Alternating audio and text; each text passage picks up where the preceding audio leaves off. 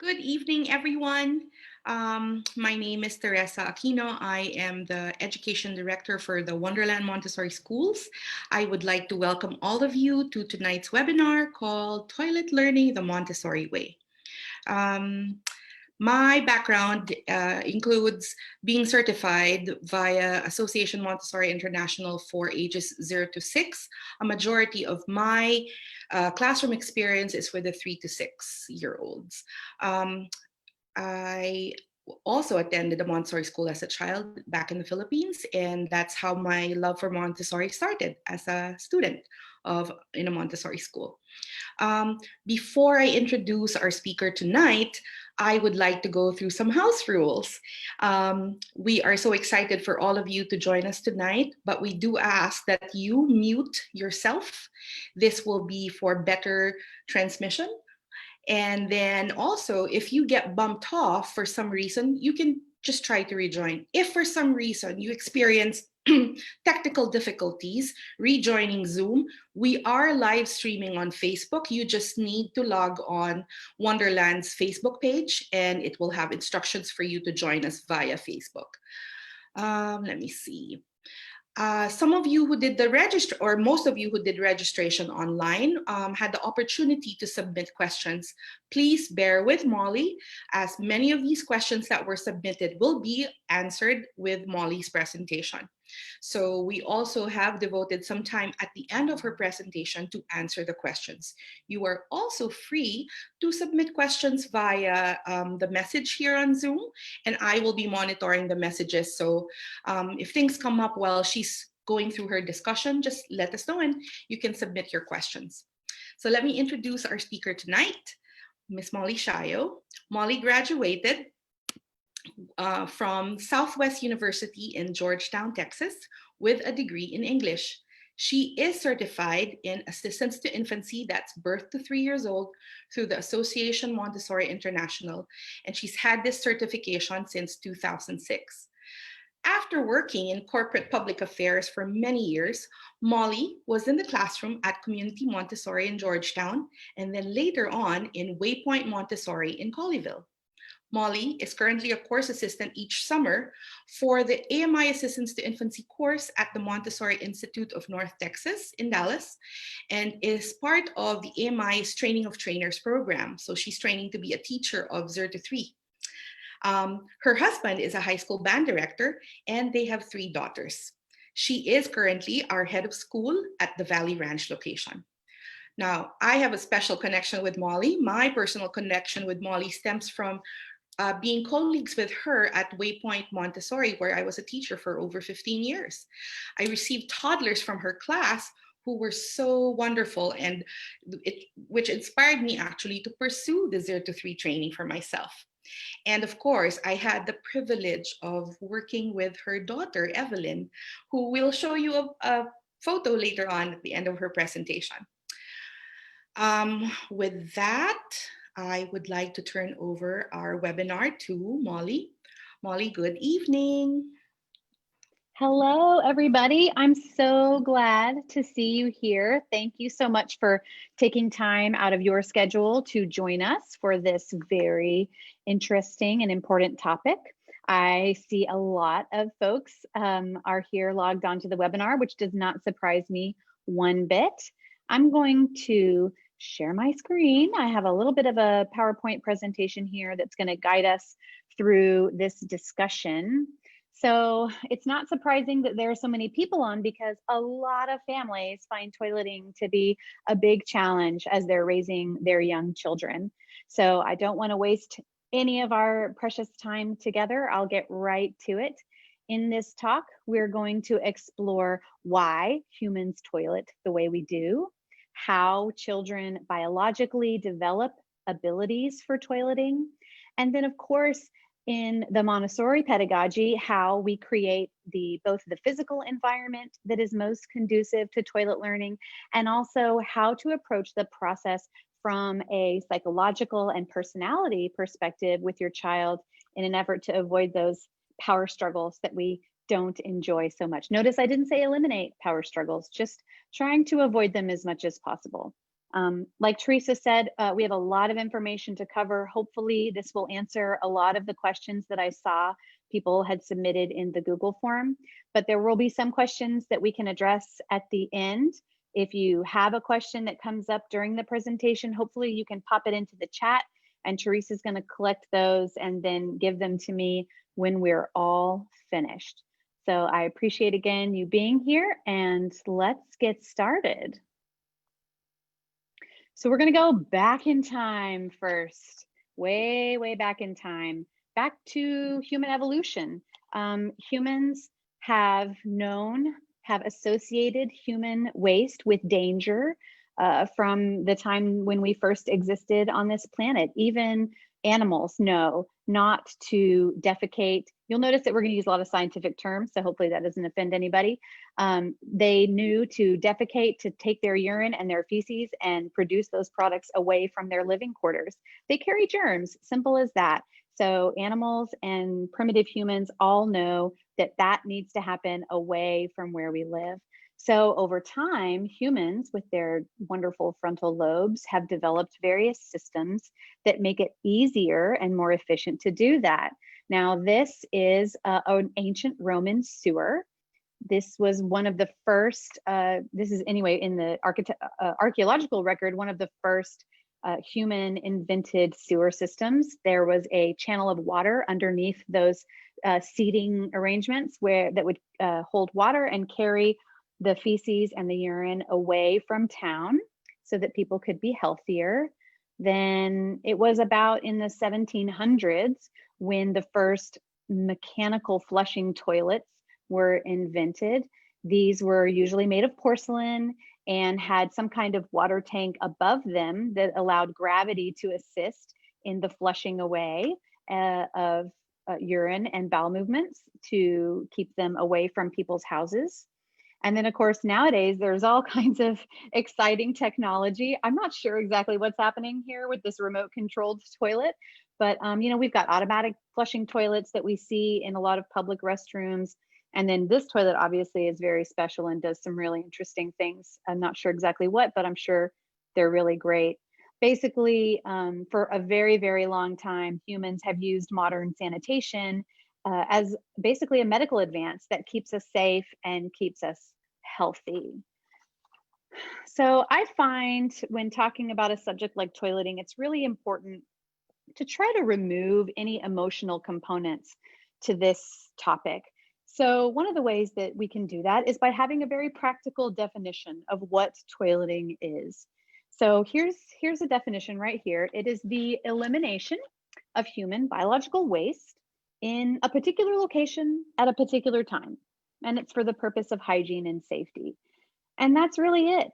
Nothing more than that, nothing less than that. It's not something that needs to be a point of strife or stress in your life or your child's life. And hopefully through our talk today, we will help get you to that place where this is not such a stressful or emotional topic to discuss. And the way we're going to start that is by talking about a little bit of biology. So bear with me. Some of this, it may be seem like, wow, this is a lot of information, but I'm going to bring it back to toileting here momentarily. So basically, the ability to voluntarily hold elimination or to release it requires a number of systems in the human body, and that includes the organs of the digestive system, the muscular system, that includes the muscles of the bladder and the bowels, as well as the muscles of the sphincters that hold the holes open or closed when eliminating urine or feces. And then, of course, the nervous system, and that includes the spine and several different areas of the brain. Now, this is an illustration of a nerve cell, and there's a very important part of this nerve cell that we need to talk about that's really crucial to the ability of a child to voluntarily use the toilet. And that is this right here. Now, this blue line is the axon. It is a very important part of the nerve cell that connects it to the next nerve cell, and nerve cells connect to each other in long chains. Now, if you can think about the cord that connects your phone to the wall when it's charging, there is a layer of insulation on the outside of that cord that keeps the electricity traveling in the wires that connect to your phone. Now, in much the same way, there is a substance, you can kind of see it, it's coating that axon, and it's called myelin. And that myelin is what allows the electric impulses that travel along the nerve cells to get from place to place without going off in strange directions. So basically, that myelin allows the brain to talk to the muscles of the body and for the body to send messages back to the brain. Now, why is this important for toileting? Because children actually are not born with very much myelin at all. In fact, they really just have some myelin in their brains and some around the nerve cells that are near the mouth. And that allows them to voluntarily choose to suck, to feed themselves, to eat. Now, over time, throughout about the first year of life, they build up more and more myelin, and they coat more and more of their nerve cells with this myelin, allowing information to travel from the brain to the body and the body to the brain more and more efficiently. You might remember when your child was a baby, a newborn, their movements seemed very random, right? Their arms wave around, their legs wave around, they can't hold their head up. There's very little voluntary movement that children can do when they're born. But over time, over that first year, they coat those axons with myelin, which allows them more and more control over their bodies. Those messages travel more efficiently and they have more and more control. The interesting thing is that the process of coating those axons, that process of myelination, happens in the same way for all humans. It happens from the top down and from the center out. So you might think back again to your child's development. You might remember when they first were able to hold their head up on their own. That's the myelination of the nerve cells in the area of the neck. And then after that, they were able to push up and hold their chest up off the floor. That's the myelination of the shoulders and going into the arms. Then grasping, that's the myelination starting in their hands. Rolling over is myelinating the torso, so we're moving down the body. Then they get up on all fours and start to crawl. And now the myelination has extended down through their torso and into their legs. And then, of course, when they are able to stand and walk, that process has now extended into their legs and feet. Now, you might say, again, what does this have to do with toileting? Well, a lot of people asked in the Google form, and parents ask all the time, when is my child ready to learn to use the toilet? And when you're talking about physical readiness, about the possibility of learning to voluntarily control all those muscles, the potential for voluntary control is there by the time they're crawling. So by the time they're voluntarily using their legs and their torso for voluntary movement, there is also a potential. Now, I'm not saying that they can do that on command, right? That's a skill that they have to learn, that voluntary control. But that possibility is there. Now, I need to back up just a little bit and talk about why is it that children learned to move their bodies voluntarily? Why have they learned to stand up and walk so easily without really us having to do much other than just walk around them? Children are driven from birth to emulate the adults around them. They are driven to want to copy the actions and activities of the people around them. That's why they learn to talk, simply by other people talking to them and around them. And the same with walking. They want to emulate what the adults around them are doing. So why can't they just learn to toilet like this? Well, the truth is watching someone walk is a much easier thing for a child to do than to watch them use the toilet. In our modern culture, toileting happens behind closed doors. And even if it didn't, it's kind of hard to get a visual of exactly what's going on when someone is using the toilet. So learning to use the toilet, while it involves a similar process of voluntary control of the muscles, it's actually a much trickier process, a lot more challenging for the child to master. So we have to do things a little bit differently than we do with other skills that the child is learning at this age.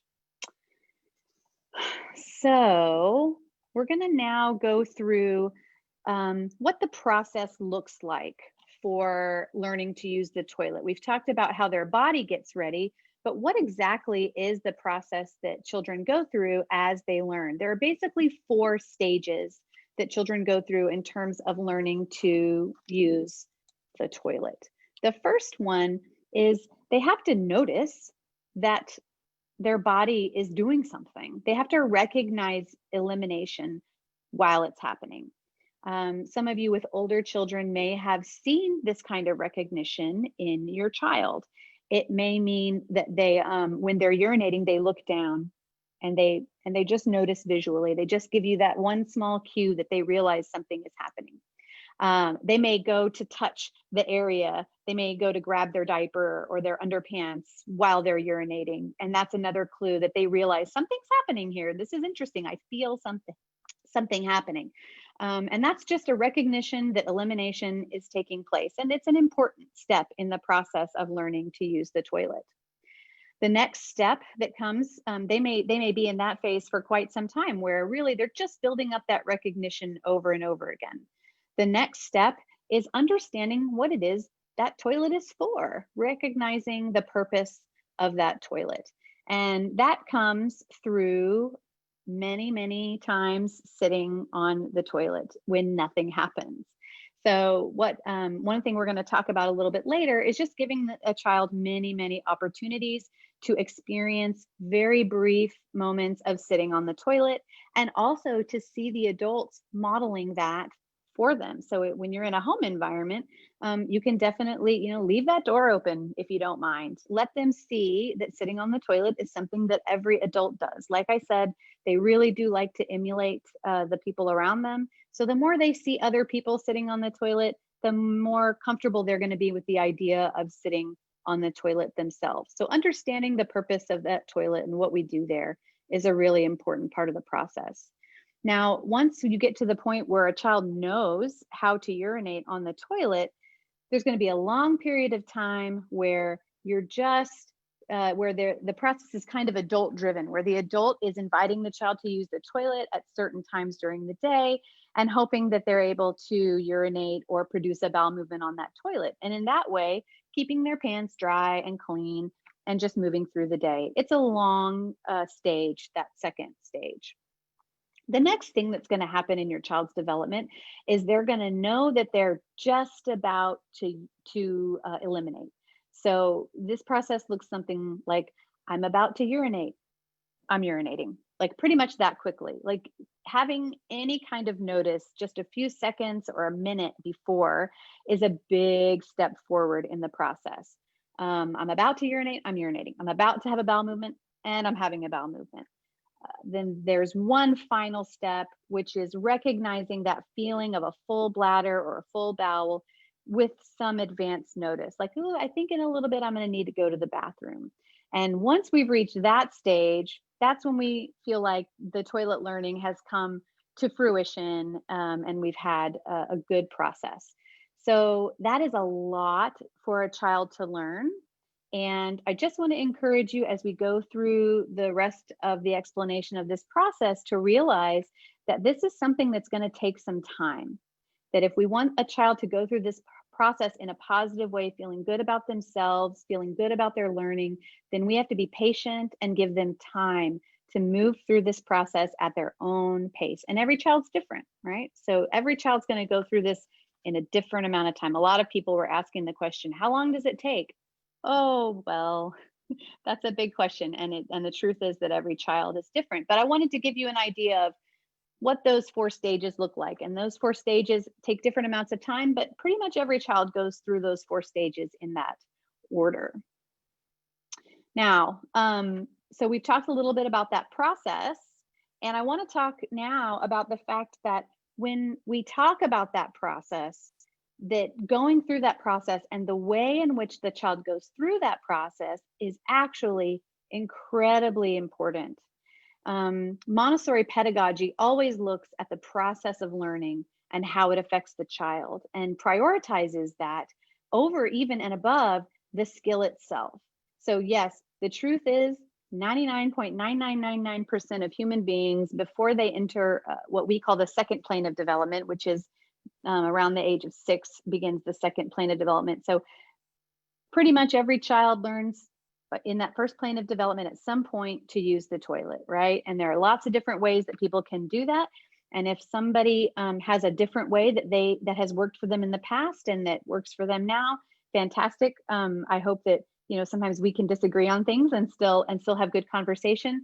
But this particular way of going about toilet learning prioritizes the process, because let's think about the things the child is learning at this time. In addition to the skill of toileting, they're building their personality. And this is at a time when they are creating the foundation of the person they're going to become in these first 6 years. So they're building the very basic building blocks of their personality. They're building a relationship with their body. Is my body healthy or sick? Is my body strong or not so strong? Can I get my body to do what I want it to do, or do I have a lot of trouble with that? So building that relationship with their body. And then also building a relationship with simply the idea of learning. What is learning like? This is one of the first things they're going to learn how to do that doesn't happen completely naturally, right? This is a cultural skill. This is something that is specific to the family that they live in, to the culture that they live in. And it's the first time that they're being asked to learn something like this. So it's really going to set the tone for a lot of their learning that comes afterward. So that's why we pay such attention to the process of toileting. Let's talk about some of the components that are integral. Now we're going to go into these in big detail, so don't worry. I'm going to kind of skim over them real quick, and then we're going to go back and go into a lot of detail. But these are some of the things that are really, really key to the process of the child learning to use the toilet. Number one is going to be accessible bathroom setup. So we've got to have a setup in the bathroom that takes into account the size of the child and the level of motor skills of the child. We really, really want to allow this child to develop independence. When they develop independence, they develop self-confidence, they feel good about themselves, and it also creates feelings of calm. And this is a time when children can be rather volatile at times. And so as much as possible, we want them to feel confident and calm. And the best way to do that with regard to toileting is by having a bathroom setup that is accessible to the child. We want to use cloth underpants. Bye-bye diapers. Sorry, families. Sorry, parents. Diapers are going. When we start the toilet process, we're going to try really hard to connect up the child's body and mind. And the best way to do that is to allow them to experience what happens when I release my bladder. What happens? What does that feel like? What is associated with that? Diapers are so effective these days in wicking moisture away that the child really gets no feedback. They release their bladder whenever they want to, wherever they want to, and there is no bodily feedback for them on what is happening. So we really, when the toileting process begins, we've got to connect that back up. We've got to overcome the disassociation that has happened due to the really effective diapers. In addition to the underpants, we're going to have clothing that promotes independence. Getting in and out of clothing is a huge part of the toileting process. So we're going to talk in a minute about collaborating with your child and helping them learn to dress and undress independently, no matter what their age. Of course, routine trips to the bathroom. And I say at times of transition, because we want to get away from this idea of having a clock going where, oh, it's been 20 minutes, here we go back into the bathroom. That causes interruptions and creates a lot of negative associations for the child. They don't want to leave their fun playtime to go sit in the bathroom. That's boring. Nobody wants to leave doing something fun to go do something that they either don't understand or aren't interested in. So we're going to avoid interrupting the child to go to the bathroom, but we're going to build in a lot of routine trips to the bathroom that are part of daily life, where they're not being interrupted from their fun playtimes. And then, of course, we're going to need some patient, consistent adults for this child, because this is going to be a process. And children are very, very sensitive to the responses that their adults give them to everything they do. They take it all in. They take in the facial expressions, the little sighs, the eye rolls. They take it all in, and they know when their behavior is causing their adults to have distress. And that can be, on the one hand, that can make them feel very powerful. In fact, it can make them feel uncomfortably powerful to have so much control over the adult's emotions, and it can also frighten them to think that their behavior is having a negative impact on their adults. So we have to be very calm, very patient, and very consistent to provide the routines that the child needs in order to accomplish achieving this skill. So we're going to, again, go into all of that in a little bit more detail as we go. I want to talk for a second about the difference between toilet training, or what I think of as toilet training, and what I think of as toilet learning. Now, there are cultures all over the world that handle toileting in a variety of different ways. In a lot of Western cultures and modern cultures everywhere, parents use a system of toileting that waits for signs of readiness from the child. These might, some people suggest waiting until they show an interest in the toilet, like maybe they're walking into the bathroom while you're in there. Or maybe some people say you need to wait until they ask, I want to use the toilet now. There are lots of different things that people say are signs of readiness. Oh, staying dry for long periods of time in their diaper is another thing that some people use.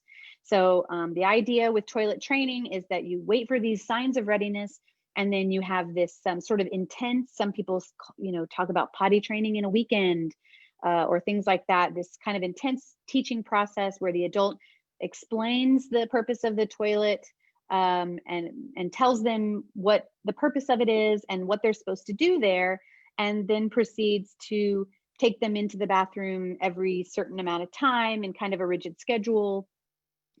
Now, thinking back to those 4 phases, you can just see how it would be really difficult to go through all 4 of those phases in a weekend, right? It's actually pretty impossible. It's almost impossible. Now, I've had plenty of anecdotal stories told to me. Oh, well, we did potty training the weekend and my daughter just learned to use the toilet. Okay, like I said, no matter what process you use, 99.999% of children are gonna learn to use the toilet.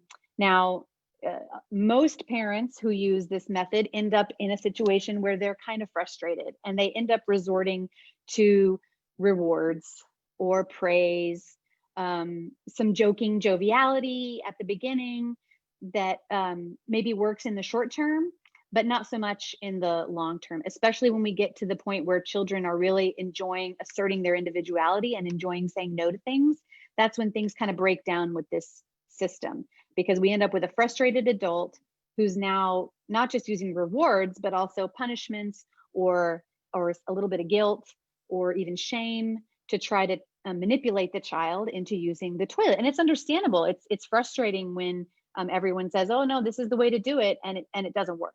So it can be very frustrating for the adult. It's obviously very frustrating for the child as well, because they're not being successful, and they do want to please their adults. They really, really do want to please the adults. So again, this process works for a lot of people. In fact, most Western parents use this process and it works. I know I'm a product of this process. A lot of you are probably a product of this process. So you say, what difference does it make? But the thing is although the result of that system is that the child does learn to use the toilet, they learn some other things as well. And some of those things are, they learn that learning is great when I get rewards. Learning is great when I get stickers, when I get candy, when I get screen time. And when I don't get those things, why in the world would I do any of the things you're asking me to do? They also learn that some parts of their body are embarrassing or cause them problems, that their body is problematic. They learn that when people do the joking, ooh, you're smelly and things like that through the toileting process, they get the idea that their body is embarrassing, that their body might even be yucky or disgusting. They get the message that when I make a mistake, it's upsetting to my adults. And even the little sighs and the little, again, okay, even little things like that, they pick up on that feedback. And they also get that message that the adults are in charge of my learning and growing, and that I have a lot of control over my adults' emotions, which, like I said earlier, is kind of a scary idea to them. So that's the toilet training process. Again, a lot of people use it. Children end up using the toilet. Now I'm going to tell you a little bit about what we refer to as the toilet learning process. And the reason we use the word learning is because that verb is the child's verb. And this is a child-centered approach to using the toilet. So we're going to let the child lead us on this process, right?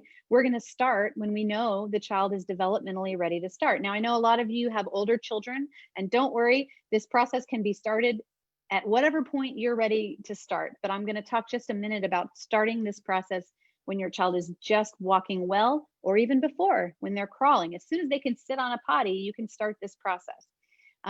Walking well is a nice, easy time to delineate. Okay, we're walking, we're standing, we're going to go into underpants, and you're going to give lots of opportunities to sit on the toilet. If something happens, great. If not, no worries. And then those carefully chosen times are going to be chosen not to interrupt. Again, we're going to talk more in detail about those times in a minute. We're going to move at the child's pace through those 4 stages. And we're going to collaborate a lot of adult back and forth help with independent dressing and undressing. We're going to avoid rewards, punishments. We're going to be very matter of fact, no big deal about the whole thing. The result of this process is the child learns to use the toilet, but they learn a lot of other things too. They learn, I'm in control of my body. This is my job to learn to do this. And my body is good at doing things. They learn that learning new things is hard, and that it doesn't always go the way we want, but I can do it.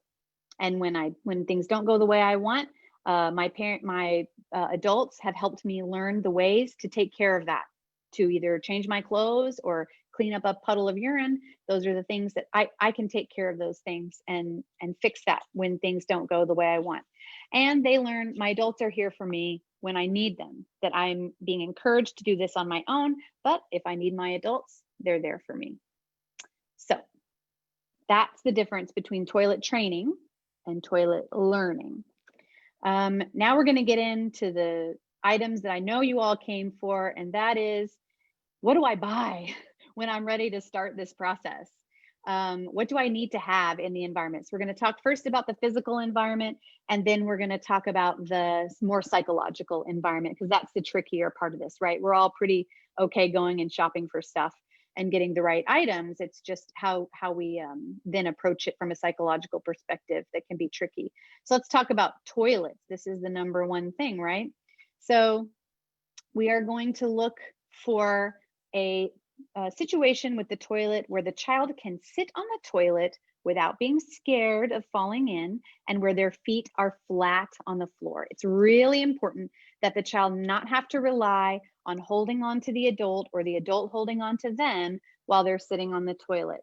So that could be a floor potty. Floor potties are great to start out with, especially like this little one-piece floor potty, one piece of molded plastic. So easy to keep clean, really comfortable to sit on. The child can have their feet flat, can have their legs spread out as wide as they want to, and feel really independent in sitting down. And when they don't want to sit there anymore, they can get up and not feel like they're trapped on the toilet, right? The 2 toilets on the side, if you cannot manage a floor potty, making the adult toilet accessible is going to require some steps. It's going to require handles, so that they can climb up those steps independently, with some collaboration at first, depending on their age and their motor skills, but eventually climbing up independently. One thing you want to keep in mind is that step where the child is right up against the toilet seat. It needs to be wide enough or deep enough that the child can walk up the step facing the toilet and then turn fully around without danger. So it needs to be pretty deep so they can walk up there, turn their body around, and then lower themselves down without being afraid of falling or without the danger of them getting injured in any way. They are also going to need, if you're using an adult toilet, something that goes on top of the adult toilet seat that makes the hole smaller. So that's just a potty seat. You can get you can get some that fold up and you can put in a diaper bag. There are some that are more permanent that actually attach to your toilet seat that can raise and lower just like the toilet seat does. Lots of options on that. But basically the main idea is to have a stable way for the child to eventually independently get onto and off of the toilet, because they feel good. They feel confident and calm when they feel like they can do things. That's what we want with the toilet. Ooh. Did I just stop sharing my screen? Sorry, everybody. Okay. So we've done that. What's next? Oh, yes, dressing and undressing. So again, dressing and undressing is a big part of this, and we're going to need a place for the child to sit comfortably where they can take off their clothes and then put them back on when they're finished.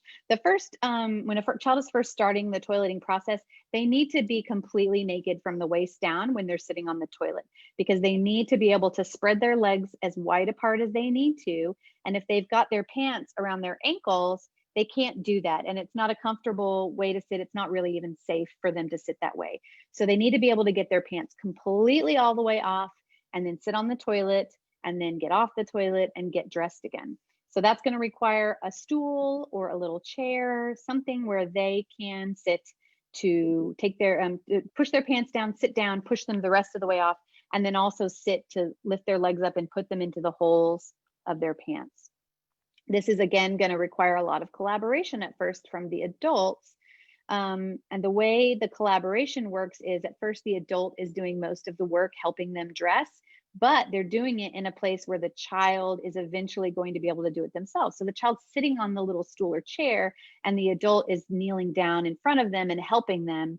Eventually the child's going to start to try to take on that work on their own, and the adult's going to kind of step back and let them be independent and then re-engage, as needed. You just kind of have to monitor and observe your child and their level of independence. But it's really important to have a place for them to sit. I usually say like 6 to 10 inches off the ground should be the seat of that stool or chair, depending on your child's size. So toilet and stools, really important. Let's see, did I get all those? Where are we? Oh yeah, and a little mirror is nice too. It helps them to be able to see themselves, to see, oh, I didn't quite get my pants all the way up. Oh, there's the sleeve of my shirt. I can see it now, get it on. So it's really nice to have a mirror where they can see themselves to get dressed. Now we're going to talk about those underpants. We use cotton training pants. I think these are Gerber. You can get them on Amazon, you can get them at Walmart, you can usually get them at Target. They are thicker in the middle, so they do absorb some amount of the urine. And there are several reasons we do this. I talked earlier about connecting up the mind and body, letting them know that when I relax those sphincters and urinate, the consequence is my pants are wet. And most children, although many children don't even notice at first that their pants are wet, that's okay, that's a process. But a lot of them do notice, and when they do start to notice, they start to not like it. And so they do start to want, it does kind of help them feel like they want to start to have pants that are dry longer during the day. It's not something that you have to talk about with them, like, don't you want to have dry pants? No, they'll recognize that on their own. They'll go through that process. But the other thing about these cotton underpants is that it allows the adult to immediately notice that the child has urinated. When a child's in a diaper, you don't know when they've urinated and when they haven't. So when they've got underpants on, you can see immediately that they're wet. And the best way to help them associate the act of urinating with the bathroom is to notice when it's happening or right after, and go with them to the bathroom and say, oh, your pants are wet, I see. Let's go into the bathroom. This is where we take care of that. Help them get the wet clothes off, allow them a chance to sit on the potty, even if it's just briefly. They're not going to do anything because they've just urinated, but let them sit. Start to build those little associations little by little. And the best way to do that is to have them in underpants so that you can see as soon as they have urinated and so that they can feel it themselves. And then a couple other items of clothing. You're really going to want to avoid anything like tights or blue jeans that have snaps and zippers, anything with buttons, anything that is going to present an obstacle to that child being able to quickly push their pants down, get them off, and go sit on that toilet. Remember those 4 stages of development. There comes a point where they think, I'm about to go to the bathroom. And if they run to the bathroom and they have a potty there that's at their level that they can easily get onto, they can push those pants down real fast and sit on that potty and have success independently at a very young age. If they're wearing a dress and tights, if they're wearing overalls, if they're wearing a onesie, they're going to run to the bathroom, and they're not going to know that the reason they didn't have success was because of their clothing. They're going to think, oh, I missed again. Oh, well.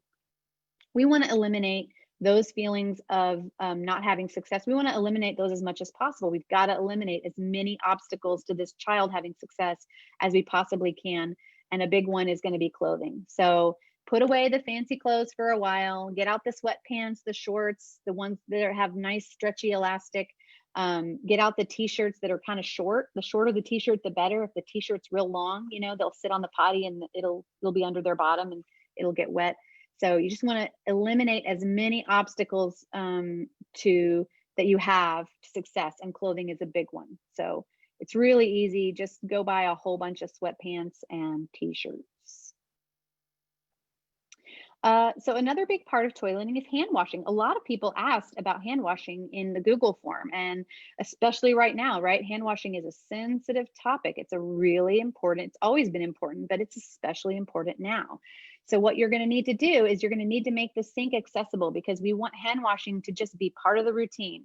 They absorb these routines pretty easily. I do this, and then I do this, and then I do this. And if it's repeated every time, then it just becomes a habit.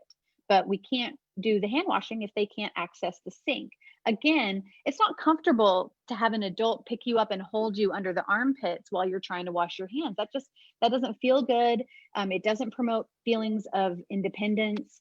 And so when a child is associating hand washing with something negative, like being physically uncomfortable or feeling at the whim of the adult, it's gonna create a negative association to hand washing. So you're gonna want to allow them to be independent. You need to model hand washing. So at the beginning, you'll be collaborating with them. You'll be washing your hands right along with the child and going through the steps of washing hands. A lot of people love to have a little song. You know, there's the happy birthday 2 times. There's a lot of different songs. If you have a favorite song, 20 seconds of hand washing, looking at the bubbles, pointing out all the fun things. And then allowing the child to spend some time with hand washing. A lot of people, you know, wash hands, get it done, and get out. Well, running water is a really interesting thing for a child to have access to. And at the beginning of having access to the sink, they're going to want to do it a lot. And my suggestion is to let that play out for a few days, because once they realize that the access to the sink is not going to be taken away, a lot of times they'll give up their time at the sink a little more easily, knowing that, oh, I can come back to this later if I want to. I suggest turning the water pressure down underneath the sink. There's valves underneath the sink where you can change. You can turn the hot water way down so that it doesn't get too hot. And you can turn even the cold side down so that it's just coming out a trickle, so that it's not being wasted. Sometimes children end up making a big mess with the sink, exploring the way water moves. In those cases, it's okay to set a limit and say, oh, I see we're making a big mess here. That's too much. I'm going to go ahead and turn this off, and we're going to go out of the bathroom. It's okay to set that limit and be consistent about that. But if they're just exploring the bubbles and the water and it's not causing a big issue, I would allow that to play out when they first are learning to have access to the sink. You can see several different ways of giving children that access. It's going to depend on your setup at home and your child's motor abilities. This one on the far left is probably the safest option for a young child. The one in the middle, probably for an older child who has good balance. But somehow getting them access to that sink is going to be really helpful.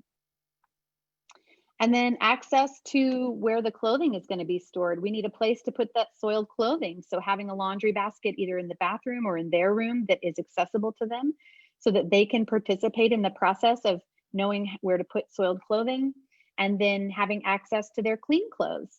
I don't recommend giving them access to every article of clothing. I think that would end up in a big mess pretty quickly, but giving them a few choices of pants and a couple choices of shirts and a few underpants is a great way to build up their ability to make choices. They have to all be acceptable choices, right? You don't want to put out a swimsuit as an option in December, but giving them options that are okay with you and letting them make those choices themselves is very empowering. And it's a good way to build up that to answer the child's need for independence during the day. And then the final thing I want to talk about is cleaning up. There's going to be a lot of cleanup. If you follow the child and go through this process and take the time that it takes and have the child in underpants consistently, there's going to be cleanup. So you're going to want to have towels to soak up puddles of urine, or maybe even a mop accessible to the adult, and and something for the child to use. And then maybe a little caddy, depending on the age of the child. You might have a little spray bottle with some water that has like a couple drops of dish soap to help clean up a spill, or excuse me, not a spill, but a puddle of urine. You want to keep obviously any hazardous cleaning materials way, way out of the child's reach, and use those when the child is not around. We're going to talk in a minute about the way people respond to urine and bowel movements. And a lot of people get really worried about the germ aspect of urine and bowel movements. And the truth is that when a child urinates in a diaper or has a bowel movement in a diaper, that the product of elimination is against their skin. So they've already technically touched the urine and the bowel movements. So it's not something to be afraid of. It is definitely something to clean up. But it's nice to involve your child in this process. Again, it helps them to feel like this is just a part of life. It's not something to be afraid of or to be worried about or to be anxious about. It's just something that happens. And when we have a puddle of urine on the floor, we clean it up. If you really worry a lot about the children touching urine, that you can still find ways for the child to participate. They can bring you the materials. They can bring you the towel. They can bring you the caddy. They can hold things for you and hand them to you while you're cleaning up. So no matter what your perspective on that is, there are always ways that you can collaborate with your child in the process of cleaning up when there's urine on the floor or a bowel movement or something like that. Okay, I'm going to throw a monkey wrench into the plans because we need to talk about the psychological aspect of toileting, right? Because in Western society, we wait quite some time before we introduce the concept of toileting, right? I've talked about doing it right when they're learning to walk. And one of the reasons is to avoid the crisis of self-affirmation. And this is something we talk about in Montessori pedagogy. It's a time around the age of 2.5, somewhere around that time, where children really come to an understanding of their separateness from their adults, right? So they have this one part of their development that's telling them, be like the grown-ups, be like the grown-ups, be just like the grown-ups.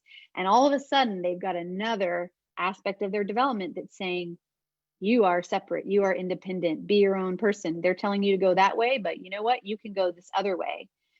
So when we wait until 2.5 to start these new routines, it's a big opportunity for the child to demonstrate their individuality and demonstrate going against the adult agenda. So what are we going to do about that? The truth is that much of the child's daily activity is outside their control, right? We're going to the grocery store. We're leaving the park. It's time to go home. We're moving to a new house. We're bringing home a new baby. These are all things that children have no control over. And although they might like to express their individuality in these situations, if we're going to the grocery store, we're going to the grocery store. If we're leaving the park, even if you don't want to leave the park, the adult can pick you up and carry you to the car and you can leave the park, right? So children are very curious about situations in which they have the final say, and they're always looking for situations in which they have the final say. So this is why we get into power struggles with the child. And you're going to recognize this list of things because the areas where children can very effectively defy the adult agenda, there are 3 main areas. And those 3 areas are swallowing food. Who has the final say in swallowing food? The child does. Who has the final say in relaxing and falling asleep? The child does. And of course, who has the final say in relaxing those sphincters and releasing urine or bowel movements? The child does. So in case you were ever wondering why every parent has power struggles over these 3 things, it's because this is where the child has the final say. And although this period does not have to last forever, the children do mature, They gain more control over their impulses. They're very impulsive at this age, and it's natural for them to be impulsive, but they do gain more control. And they do have a part of them that's telling them to be like the adults, and they do want to please their adults. However, if there is not enough opportunity for independence in the child's daily routines, if there's not an opportunity for them to make choices in their daily routines, if the adult has a very intense and interesting response when the child goes against the adult agenda, these are all things that are going to prolong what is a natural and can be a fairly brief period of development that will go on and become, and can even become, a part of the child's personality if it's a serious enough situation. So what do we have to do? The adult has to work really, really hard to overcome their worries and their fears. They have to trust in the child's development, and they have to let go of their agendas for eating, sleeping, and toileting, which is what we're talking about today. Because provided an accessible environment and a calm and patient adult, the child will learn to use the toilet independently. When their bowel and bladder are full, they will do it. They really will. So let's go into depth a little bit more on this psychological aspect. I know we're getting close to question and answer time, so I am going to stop talking eventually and answer your questions. But let's go through the psychological aspects of toileting. And the first one is order and routine. Children love to be able to predict what's coming next. They love it when the same thing happens every day. They really, really do. That's why they want you to read them the same book over and over and over, because they say, ooh, on the next page, the dog goes for a walk. And then you turn the page and they're like, yes, I knew it. I knew the dog was going to go for a walk on this page. So it fills them with such great feelings of, I am smart, I am capable, I know what's happening around me. And the same thing happens with routines during the day. If the same thing happens pretty much every day, they're going to be filled with a lot of calm feelings of independence and capability. So what you want to do is you want to have a lot of order and routine around toileting. And children this age don't tell time. They don't know what 20 minutes is, or 30 minutes, or an hour. So when you say, oh, it's been 20 minutes, we got to go sit on the toilet, that means nothing to them. What they do recognize pretty well is what happens. What are the events of the day? So if you can build toileting routines into the events of the day, you're going to have a lot more success in them feeling calm about going into the bathroom. So what I find is that the best thing to do is use the times of transition. So before and after eating, before and after sleeping, before and after going outside, before and after riding in the car. Any of those big transition moments during the day are perfect times to build in trips to the bathroom. You might need to build in some other times during the morning, especially at the beginning, to go sit on the toilet, but you really, really need to work hard to avoid asking a child to leave something that they're doing that's interesting, playing outside, playing with a puzzle inside, snuggling with mom or dad. You want to really avoid taking them away from something they're enjoying and asking them to go and sit on the toilet instead. So you really want to try to build those times into the routine of transition. Because it's really easy to say, yeah, we're going to go outside just as soon as we go and use the toilet. Oh, yep, we're going to go eat a snack just as soon as we're finished here in the bathroom. It's really much, much easier to get them to comply. Because I know a lot of you are asking, what do I do when they say no? And the answer is don't ask. Don't ask them if they need to go to the bathroom, right? So that's another big part of the invitation to go to the bathroom. Is it's not really an invitation like a yes or no invitation. It's really just a statement. Oh, it's time to go visit the toilet. Come on, we'll go together. And the more you make it a joyful thing and not a, I'm scared that they're going to say no, the more easily they're going to comply with your request, especially if they've built up some feelings of independence and capability in the bathroom. Because if you ask a child if they need to go to the bathroom, they're going to tell you no.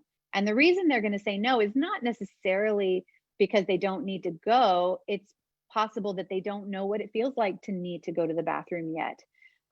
It's also possible that they just find it really interesting the way you respond when they say no, they don't need to go to the bathroom. And usually when you ask them if they need to go to the bathroom, you don't really mean, do you need to go to the bathroom? You mean, it's time to go to the bathroom. So just be frank and be real with them in terms of your terminology of inviting them to go to the bathroom at those times. When you build those in, it's just, oh, it's that time. We are about to get in the car and go to the park, but of course we're going to go use the bathroom first. Here we go. And just being confident and having some momentum in your parenting in that way is helpful. Building independence into your daily routines is going to be, is really important. So again, collaborating in dressing and undressing. Again, it starts with the adult doing most of the work, but you're going to be really looking for those times where the child maybe reaches for their pants, where the child tries to take control of a particular step. And at that moment, you're going to withdraw your energy. You're not going to walk away or abandon them, but you're just going to withdraw your energy a little bit and let them take the lead in that step. And then when it gets kind of overwhelming again, you're going to step back in and, well, let's try this. I'll pull on the right side and you pull on the left side, and just see where that balance is of assistance. Because over time, the adult doing most of the work at the beginning, the child doing a little, and over time, that's just gonna very slowly over time shift to where the child is doing more. One other thing to think about in terms of independence is that you have to meet the child where they are every day. Just because they put their shoes on independently yesterday doesn't mean they're going to be able to do it today. I always use the analogy of cooking dinner. I know how to cook dinner. I'm perfectly capable of cooking dinner. Some days when I get home from a long day at work, like today, I don't feel like cooking dinner. And it's not because I can't. And if somebody came into the kitchen and said, why aren't you cooking dinner? You know how to cook dinner. You cooked dinner yesterday. You're very good at cooking dinner. Come on, cook dinner. I'm not going to have a positive reaction to that. So you just want to meet that child where they are. If yesterday they put their shoes on and today they just can't do it, the best thing to do is just to get back into that collaboration mode and say, okay, well, let's see. I'll hold the back open while you push your foot in. Things like that. So just try to be as collaborative as you can, and understand that the process is going to be a 2 steps forward, 1 step back, 2 steps forward, 1 step back kind of process. We want to be sure that we are encouraging intrinsic motivation. So we're going to avoid rewards. We're going to avoid punishments. We're going to make this a matter-of-fact process that is neither something to have a big glittery party over, but it's also not something to get angry about. It's just something that we're going to learn to do. When we worry a lot about rewards and punishments, we put the focus on the adult's emotional state and the adult's response to the child's learning. When we want the child to be focusing on developing good habits and doing what they need to do at a pace at which they feel comfortable doing it. We don't want them to feel like their learning is a reflection on the adult, or that it's somehow affecting the adult's emotional state. So we got to avoid those rewards, avoid punishments.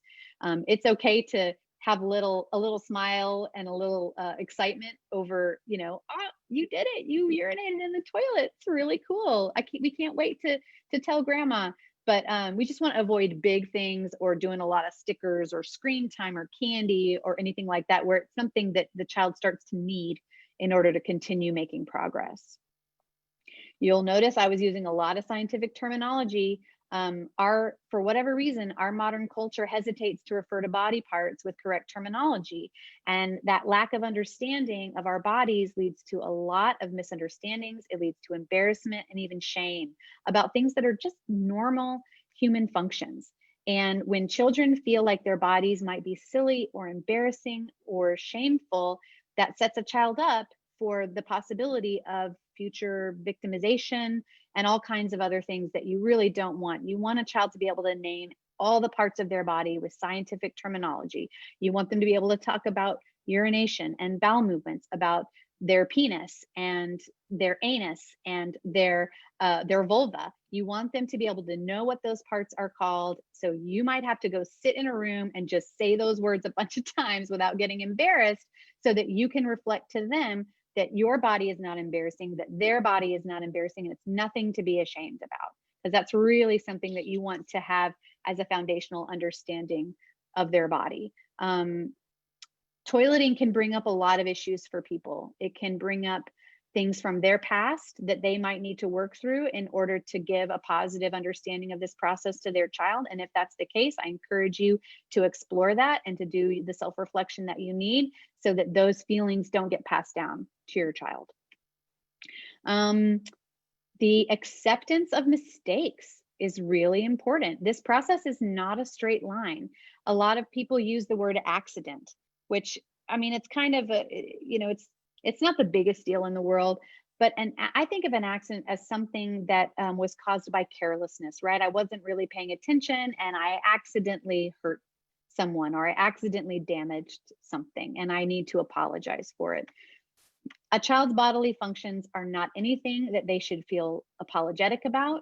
It's just a part they're learning. And as they learn, there are going to be times when they make it to the bathroom and times when they don't. And it's not an accident. It's simply, there's urine in your pants. You urinated in your pants. Let's go in the bathroom and change clothes.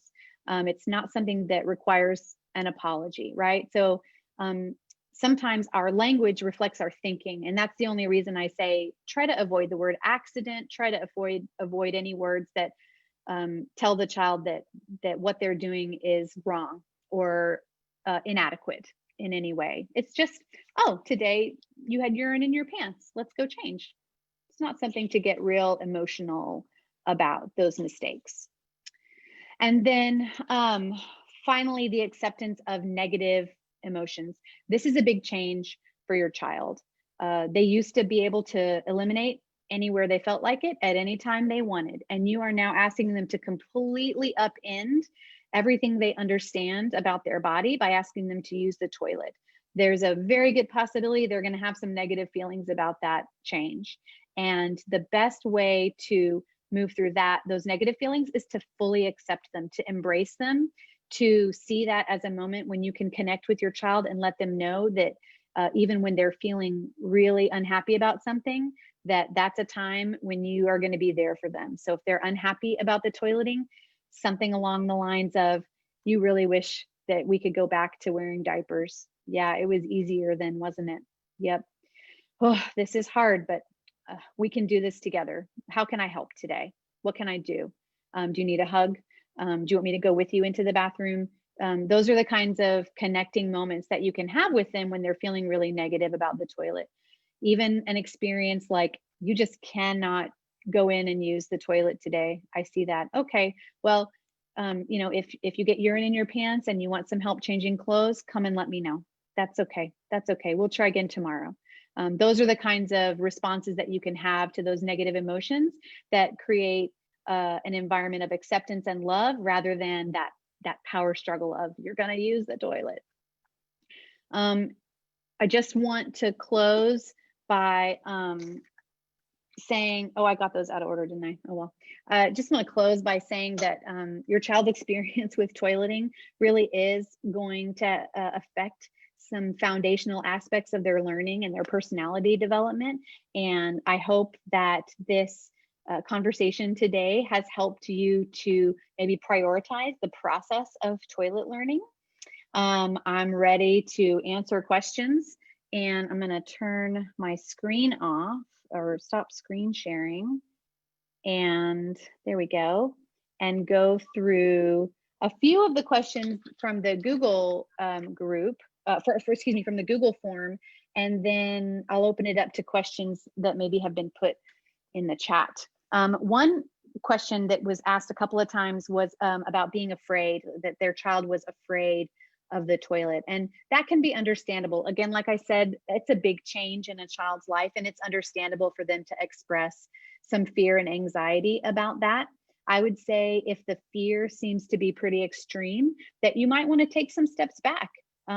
It's okay to say, you know what, we're going back to diapers for a little bit, and we'll try this underpants, this toilet learning thing again, with a different attitude toward it. Maybe a slower pace, maybe a little bit more patience and a little bit more compassion from the adult. There may be like a triggering moment. A lot of children are really scared of those automatic flushers. My niece actually had a really negative experience with an automatic flushing toilet, wouldn't go near a public toilet for a long time. So there are little things like that where some fear can set in. and you might need to take a step back and then readdress it after a few weeks. If it's a small fear, if it's something you feel like could be helped with just the adult presence, or maybe experiencing again the process in the bathroom at a slower pace, maybe the child just spends some time coming in with you to the bathroom and not sitting on the toilet. Maybe they start by sitting on the toilet with their clothes on, and they're not ready to sit on the toilet naked yet. Little things like that where you can ease them into the process at a slower pace might help with fears. Another question was, how can I teach my child to wipe themselves, and when should they be able to do that on their own? And again, this is going to be a gross motor coordination thing. Different children progress at a different rate in terms of their coordination. I mean, it's kind of tricky. You can't see back there, right? So you got to reach way behind. You can't see what's going on. My suggestion is at the beginning that you start. You say, I'll wipe your bottom first, and then when I'm done, then you can have a turn wiping your bottom, and let them do the best they can. Once you see that they're physically getting to where they need to get in order to wipe themselves, that's when you can start stepping back and allowing them to take on more ownership of getting themselves clean in terms of wiping their bottom. So that's my advice on that. Again, every child's different in terms of their abilities in that area. Another question was, is there a difference between starting girls and starting boys? And this is anecdotal on my part. I've been doing this for about 15 years. And overall, I mean, every child is different. I've had boys learn like that, and I've had girls take a really long time. In general, I do find that the process for boys takes a little longer. I have no idea what that is all about. I just have noticed that statistically, sometimes boys take a little bit longer to get to that process where they notice while they're urinating. Like sometimes even getting to that point takes a little bit longer for boys. And then they stay at the process of knowing what to do on the toilet, but not knowing beforehand. They stay at that stage for sometimes a little bit longer. Again, everybody's different. I've had girls take a really long time, and I've had boys take a very short time. Just depends on the child. But it's interesting that statistically, that's what I've found. What about toileting when we are traveling? Toileting can be tricky when you're traveling because it's a lot of changes to the routine, and that can cause some bumps in the road. So you need to be really observant of where your child is in terms of independence, and maybe take a step back on demands regarding sitting on the toilet if they seem really unsettled about it. My favorite travel item is the folding toilet seat. It unfolds and sits on top of the toilet seat and creates that smaller hole that they can sit on. So having one of those in your diaper bag so that they can sit comfortably. Now you can't usually bring a step stool with you, so you probably are going to have to lift them up and put them on the toilet. But that little folding toilet seat is super handy when you're traveling. Also, if you don't want those automatic flushing toilets to go off while your child is sitting there, take a pad of sticky notes and put that in your diaper bag, and you can stick a sticky note right on top of the sensor. And while your child's sitting on the toilet, it won't go off. Get your child down, help them get dressed, let them exit the stall, then pull the sticky note off, and it'll flush, and your child will be farther away. Makes it a little less scary, those loud flushing toilets. And then one more that I saw that was a frequent question was basically, how do I keep from getting frustrated, right? And it is hard. And I'm not going to deny that there are going to be moments of frustration for any adult that's going through this process. If you have brand new carpet, if you have a brand new sofa, you may want to come up with some alternatives to the normal process, right? This is ideal for an environment that has wood floors or tile floors. There are these great things called puppy pads that are big pieces of absorbent material that you can put in different places that will absorb urine, so that if your child's sitting on the sofa, if they're sitting on the puppy pad, then if they urinate and they get wet, it goes onto the puppy pad and it doesn't get on your sofa. Those are great for car seats as well. There's also rubberized flannel that you can buy at the fabric store in various sizes that you can put on things that absorbs urine. So make the accommodations you need to at the house. And if it becomes a situation where you are very, very frustrated, just like if the child is overly afraid, I would say take a couple steps back. What you don't want is to get into a situation where you feel like you're constantly having a power struggle, constantly, um, you know, coming up against that connected parent-child relationship, and having a separation there. You want to feel like you're connected to your child, and if that means we're putting diapers back on for a couple of weeks so that mom and dad can calm down and feel normal for a little while, and then we'll try again when everybody's feeling more patient. It's okay. That's okay. I want to encourage everybody to have patience and compassion for their child during this process, but also to have a lot of patience and compassion for themselves, because it is hard. It's hard, and you have to be kind to yourself in addition to being kind to your child. That was the basic tenor of a lot of the questions. Hopefully, a lot of the other questions were answered in the presentation. But Teresa, do you want to feed me any other questions that came up in the chat as we went through? Yes, Molly, we have a question from Alex and Brett. They're asking a couple other questions. What about if we take our son to swim lessons and they require a swim diaper? And number two, what about nighttime training? Should that be kept separate from this? Great, great questions. If they require a swim diaper, put them in a swim diaper. I mean, when you go places where maybe they don't, the people there have no experience with this kind of toilet learning, I find it's best not to push it, because then if the child does get wet, they're going to get a really unpleasant response from the adults in that environment, and you don't want that. So it's okay if you say, oh, well, while we're at swim, we wear a swim diaper. While we're at the gym nursery, you wear a pull-up. And then when we leave the gym nursery, we go back into underpants. It's also great to try to educate other adults about the process, but what you want to avoid is a situation where you talk these people into it, and then something happens and they have a really, really negative reaction in front of your child. So I would say just put them in a swim diaper. It's not going to hurt anything. As for nighttime training, it is kind of a separate process. It does take longer.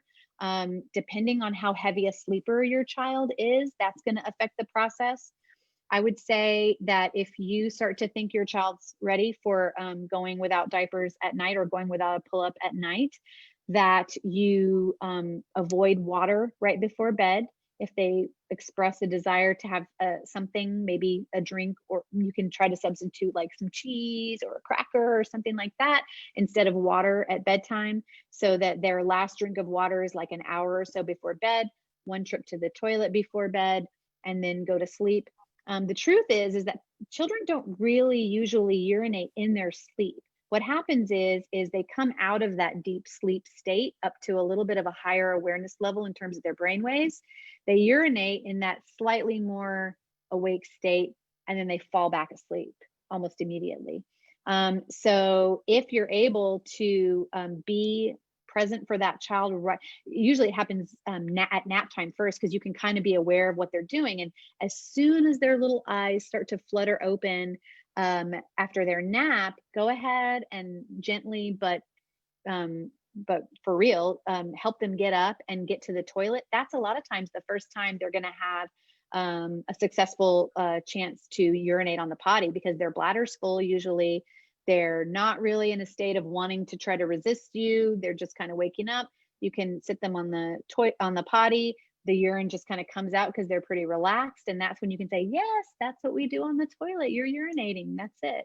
But in terms of nighttime, if you go a lot of nights where they're getting soaking wet, I say go back to the pull-ups for a little while and give them some more time. Like I said, especially for those really heavy sleepers, it's going to take a little bit longer for them. Puppy pads are also great. You can put them underneath the sheets so that it's pretty easy to kind of take everything off the bed in the morning if it's wet, and redo the sheets, or in the middle of the night or anything like that, if that's what happens.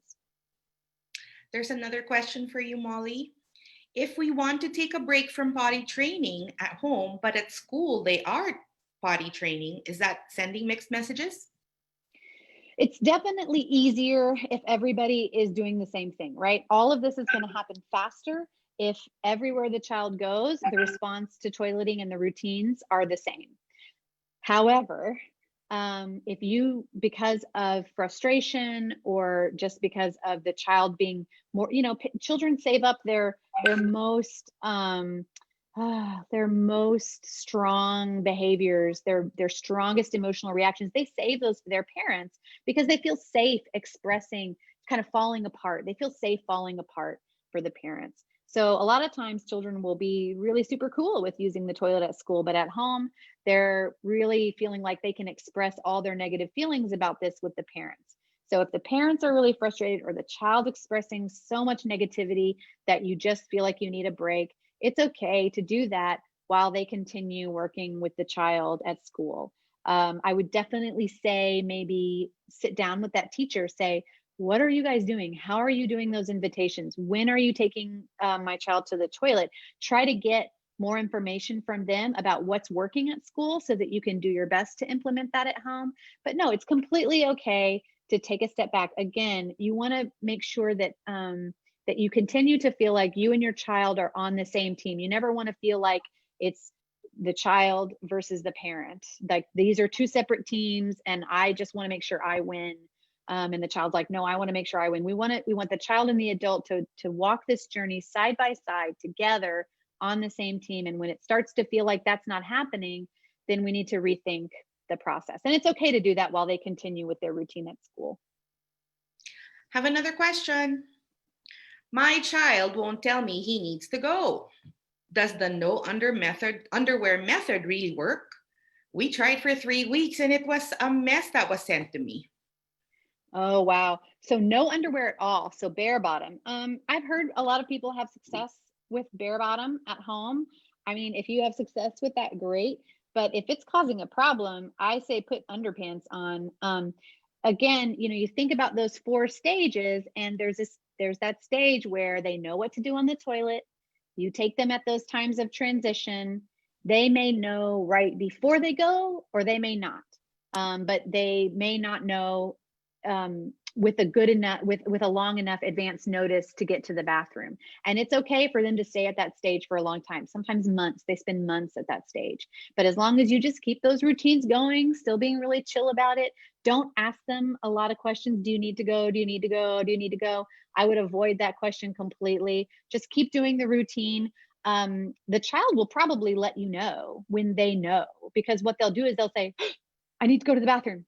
And or they won't tell you that. They'll just run to the bathroom. That's how you know that they know. You don't need to ask. In fact, asking, it's kind of a lot of pressure. And sometimes, again, children at this age there's a part of their development that tells them to resist the adult agenda. So if you ask them if they need to go and they say no, there's a good chance that they just said no because they just wanted to see what would happen if they said no. Yeah, so just let them stay at that stage of you being in charge of those transition times going into the bathroom, and eventually they will get to the point. If they're not going to not get there, they're going to get there. Just take some children longer than others. I have not received any more questions, Molly, and I think that's also true for our Facebook live stream. With that, I think I'd like to thank everyone who has participated tonight. We got a lot of thank yous and compliments to this webinar being really, really informative. Kudos to you, Molly. I do want to extend, if after this session you go, oh, I should have asked this, you can still send us questions, and you can email us the questions at hello@wonderlandmontessori.com. I'm going to type that email address in the chat window so that you have that information. Also, I've been advised by Shannon that this video is being recorded and will be available via Wonderland's Facebook page. So if you want to re-listen to Molly and get all the tricks and tips, it will be available via Facebook. With that, we don't want to keep you any longer. Thank you so much for your participation and your engagement with us. If you enjoyed this webinar and you have suggestions for future topics, let us know too. Send that email to hello@wonderlandmontessori.com. We would love to hear from you. We would love to keep holding such webinars with you guys. And with that, I bid you adieu. Have a great evening. Bye-bye. Thanks, everybody. Good night.